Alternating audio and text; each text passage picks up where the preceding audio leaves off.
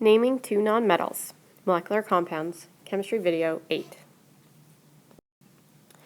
Nonmetals naming involves prefixes. So you can find the prefix list on your handout sheet, and we're going to add two more. We're going to add on for 9 and 10. 9 is nono, nona, and deca. Prefixes come before the root word. In naming two nonmetals, this means the prefix comes before the elements being the root word. When naming two nonmetals, we always have the same pattern. So it always is your prefix, then your nonmetal, then your next prefix, nonmetal, that ends with an "ide."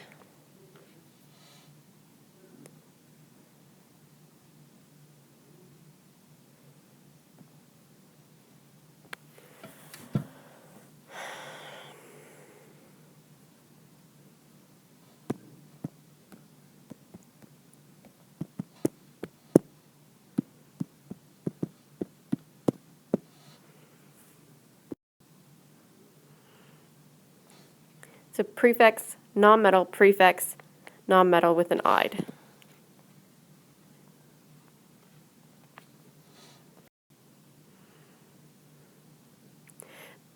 So again, we have our prefix, our nonmetal, prefix, nonmetal with an "ide." So let's look at some examples. So let's look at N2O. Well, I have 2 nitrogen and I have essentially 1 oxygen. We don't see the 1, and that's why there's not a 1, but we assume the 1 is there. So I need to look at what 2 is. Well, 2 is di. And I look for nitrogen. And it's a full word. It's not nitrogen with the "ide." It's nitrogen. Since I only have 1 oxygen, I'm mono oxide. And I can cut out the second O because mono oxide. This one doesn't sound as good as this one. So we don't have to do. We just can cut out an O. So let's look at NO2.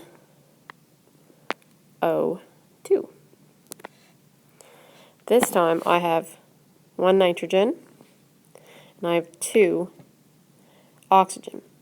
So the one thing to note is that if I'm a 1 for my first nonmetal, I don't use mono. So unlike my dinitrogen, I wouldn't say mono nitrogen. This is wrong. I just need to say nitrogen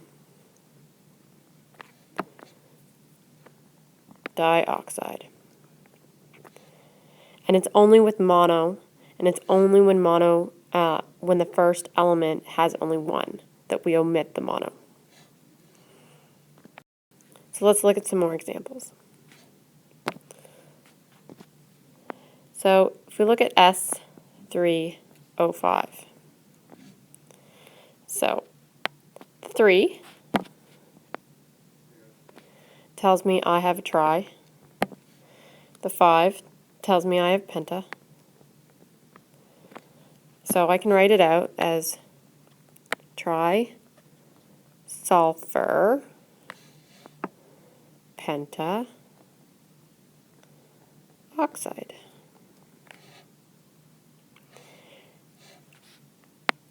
Next one. I have ICl. And do note that I have 1 of each. Okay, there's 1 of each. So again, since there's 1, I don't put mono in front. I just put iodine. But for the second one, I need to put monochloride.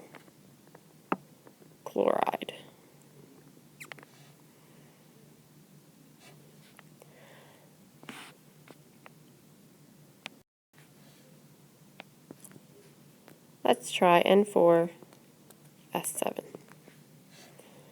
So again, I've got 4, which represents tetra,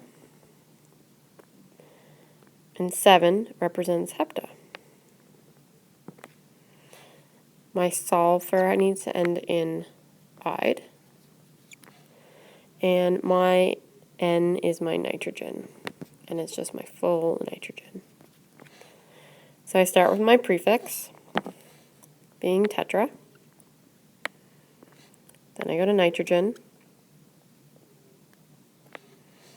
then it's hepta, sulfide. Next, I have P2, F3.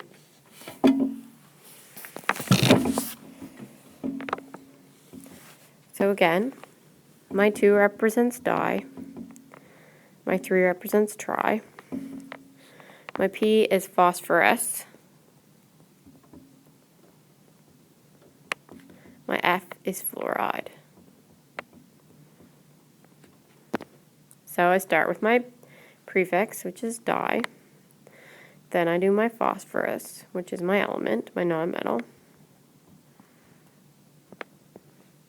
followed by my tri, which is my prefix, followed by my fluoride. Now let's try going the other way.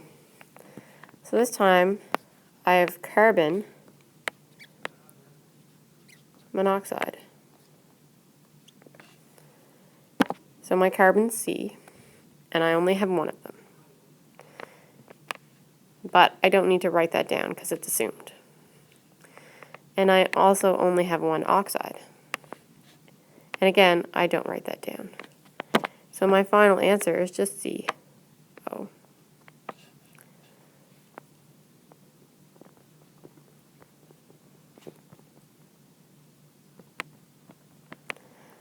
Next, I have sulfur trioxide. So again, sulfur is S. I don't have a mono because it's omitted, but I have one of them, and I can just scratch it out. I then have oxygen, and I have 3 of them. So my final answer would be SO3.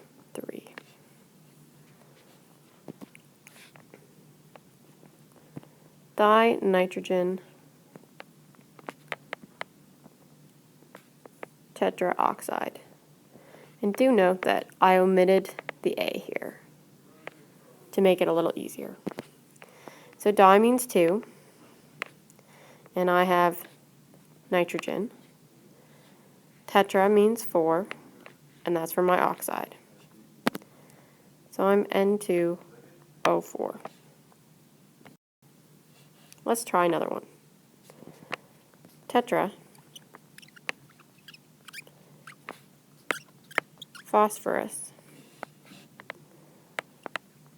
octaoxide.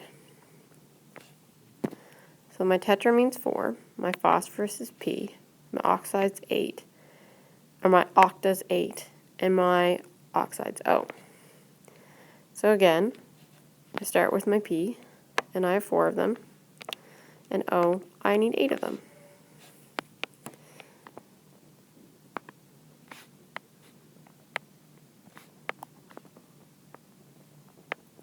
Carbon tetrachloride. So note that I just have one carbon because the mono is not there.